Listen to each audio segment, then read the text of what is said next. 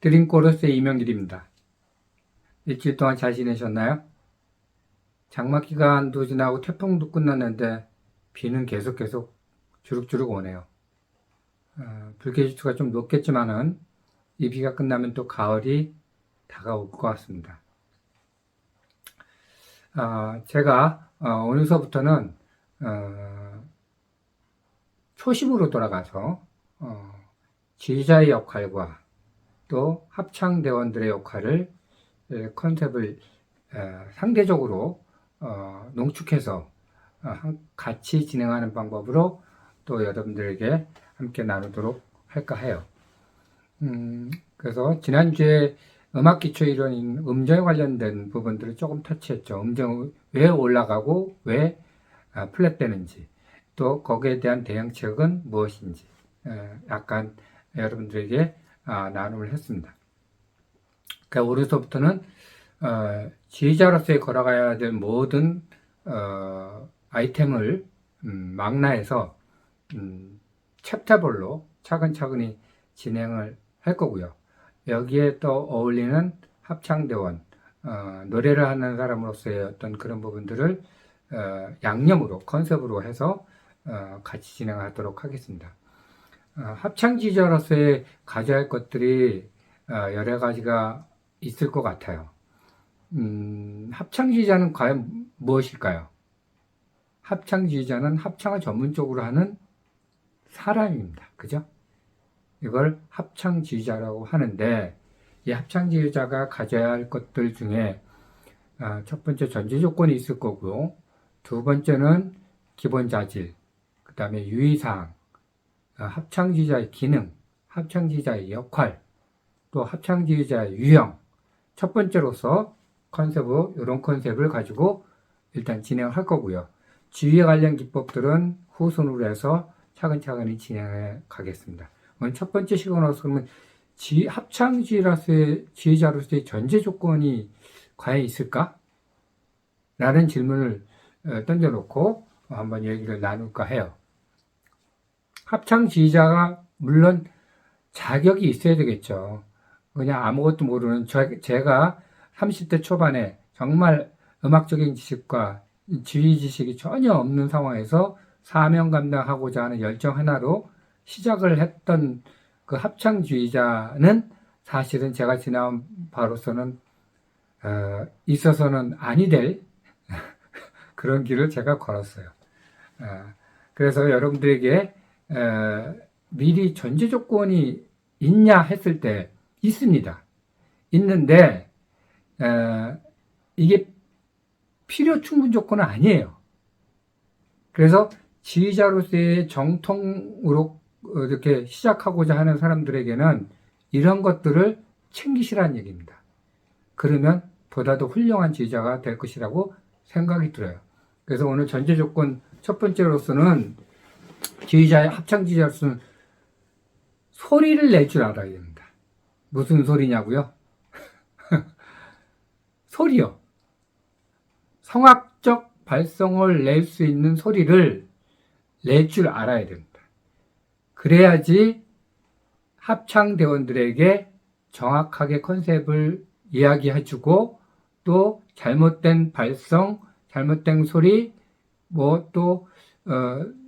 소리의 피치가 안 맞는 거, 샵 되는 거, 플랫 되는 거 이런 것들을 할 수 있으려면 본인이 소리를 낼 줄 알아야 되는 거죠.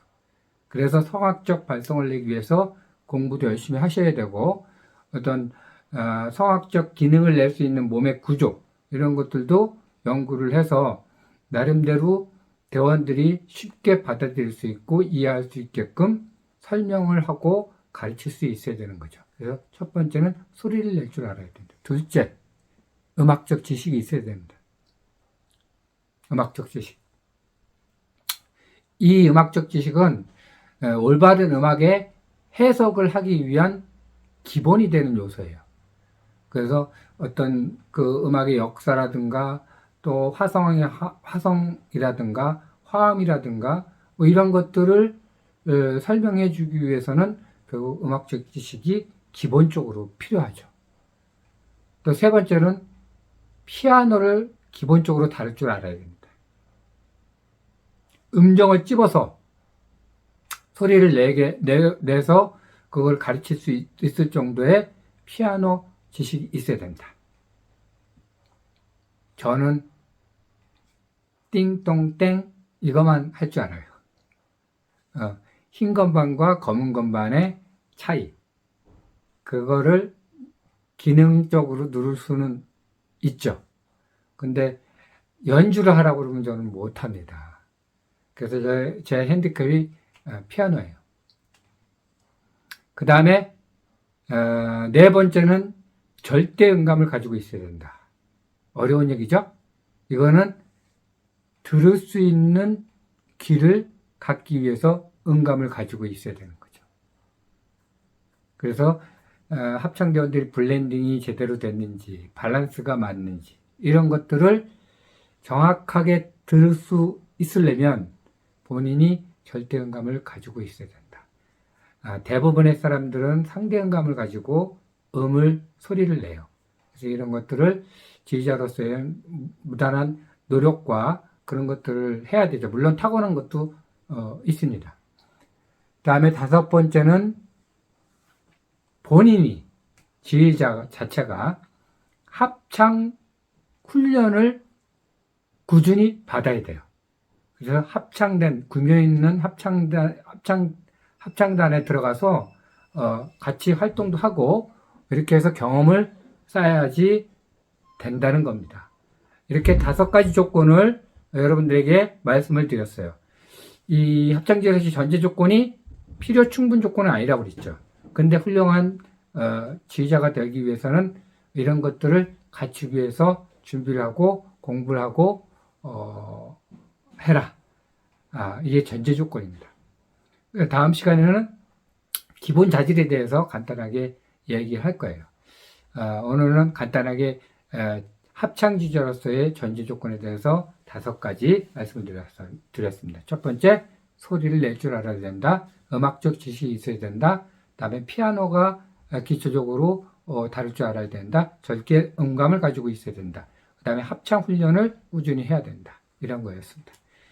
자, 오늘 그 정도 하고 오늘 올려줄 찬양은 거룩하신 왕입니다. 이거는 찬송가 29장 성도여 다 함께를 편곡을 해서 만들어 놓은 찬양곡이에요. 그 성도여 다 함께라는 곡이 원래는 Come Children Join to Sing 해가지고 어린이 찬양 집으로 엮여졌던 곡을 그렇게 썼던 건데 워낙 널리 알려져서 Children 대신에 크리스찬으로 바뀌어서 결국 모든 성도들이 부를 수 있는 곡이 되었어요. 이 곡은 베이트맨 목사가 1843년에 어린이용 찬송가로 지었던 그런 곡이기도 해요. 이 곡은 성경적으로 어떤 근간이 되는 것은 시편 95장 1절 보면 오라 우리가 여호와께 노래하며 우리 구원의 반석을 향하여 즐거이 부르자 이렇게 돼 있어요.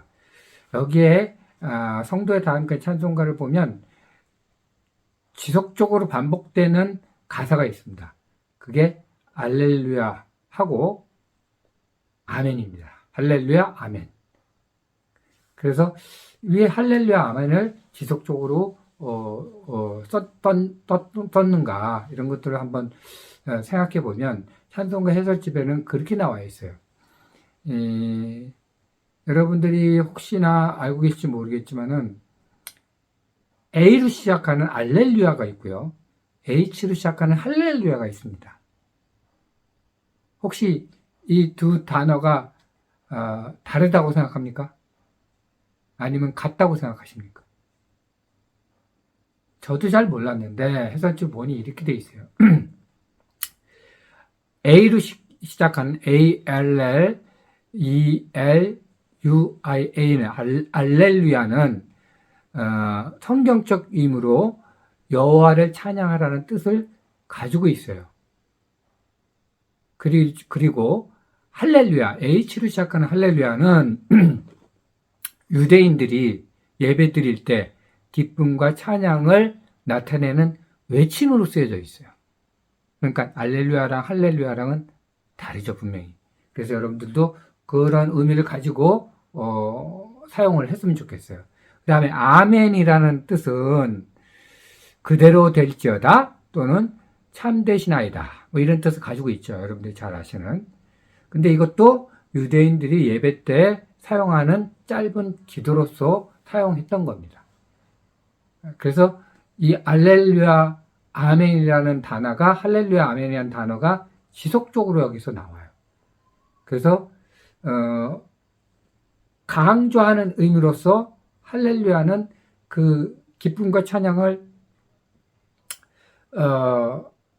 나타내는 외침이라고 그랬잖아요. 그런 외침에 또는 아멘은 어떤 기도하는 어떤 짧은 기도의 말 그런 개념으로 이해를 하시고 할렐루야 아멘을 부르시면 될 것 같아요. 그래서 템포가 처음에 좀 부드럽게 시작을 했다가 성도와 다 함께 찬송과 찬송각이 중간에 들어가면서 굉장히 아주 타이트하고 또 활동적이고 비트 있게 나갑니다. 그리고 결국 나중에 다시 아카펠라로 다 풀려지고 하이라이트를 치는 그런 찬양이 될 것 같아요. 그래서 이 곡으로 감상을 하시고 오늘 마무리하도록 하겠습니다. 자, 다음 주에 또 뵙고 좋은 나눔을 갖도록 하겠습니다. 바이바이.